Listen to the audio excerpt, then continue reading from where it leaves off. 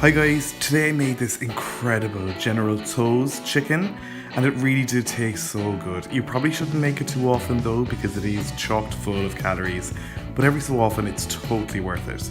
It's really sticky, salty, spicy and crunchy. You're definitely going to love it. First, make the marinade for the chicken. Start by separating an egg and adding the yolk to a large bowl. Then add 2 teaspoons of light soy sauce, a half a teaspoon of dark soy sauce, 2 teaspoons of cooking oil, I'm using rapeseed oil here, and 2 tablespoons of potato flour. Now I couldn't find it so I'm using regular plain flour. And mix it into a paste with a fork. It needs to be really smooth here, but if it is a little bit too thick, you can loosen it with another bit of light soy sauce or water. It does need to be able to coat the chicken. For the chicken, I'm using 4 boneless, skinless chicken thighs, which came to just over 400 grams, and cut them all into small, bite-sized pieces. Then add them to the marinade and mix it all up really well to make sure that every piece of chicken is nicely coated with the marinade. Then set it aside while you crack on with the rest of the ingredients. Take a mug to mix up the ingredients for your sauce. First up is about a tablespoon of double concentrate tomato puree. Then 4 tablespoons of water, or you could use chicken stock if you prefer. Mix that up with a fork to dissolve the puree. Then add half a teaspoon of dark soy sauce, 1.5 teaspoons of light soy sauce, a half a teaspoon of flour, again ideally Play-Doh but I'm using regular plain flour, and 1 tablespoon of rice vinegar. Stir again with a fork until it's nice and smooth. Then set it aside until later. Now take some fresh ginger and cut off about 2 teaspoons worth. Then peel it and finely chop it. I think that was probably a little bit more than 2 teaspoons, but it's all fine. Now take 3 or 4 cloves of garlic and peel them. You can finely chop them here now if you like, but I'm going to crush them with the garlic crusher straight into the pan later. Now take some dried whole chilies. You'll need between 6 and 10, so I used 8. Then snip each one open and remove and discard as many of the seeds as possible before you then snip up the chili. Once all the chilies are snipped up, it's time to get cooking.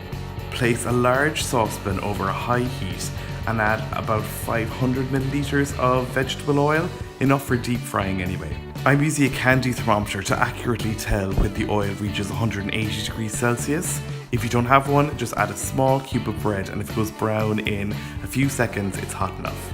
Once the oil is hot enough, take your chicken and give it another stir before you add half of it to the hot oil and stir it up carefully to make sure that the chicken pieces aren't stuck together.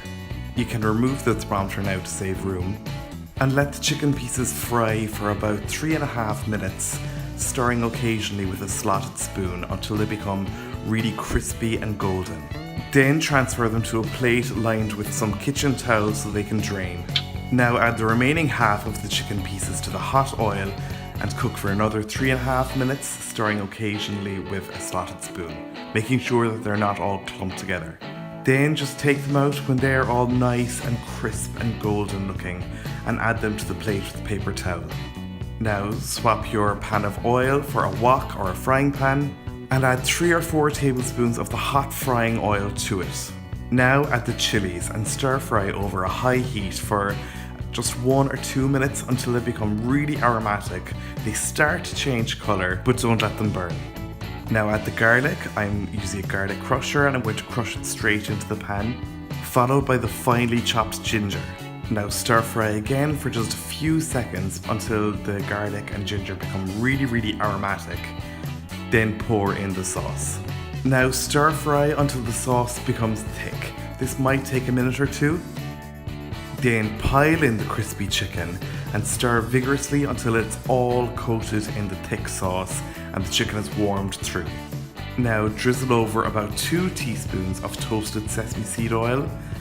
Give it a really good stir and then serve.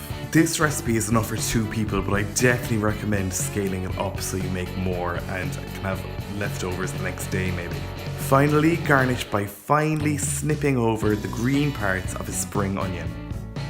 This chicken really did pack such a flavoursome punch. It was so good. I served it up with some plain boiled rice as well. And I really think that anyone you make this for will be seriously impressed. Thanks a million for watching, guys. I really can't recommend this recipe enough. I hope you liked the video. If you did, be sure to hit the like and subscribe buttons below.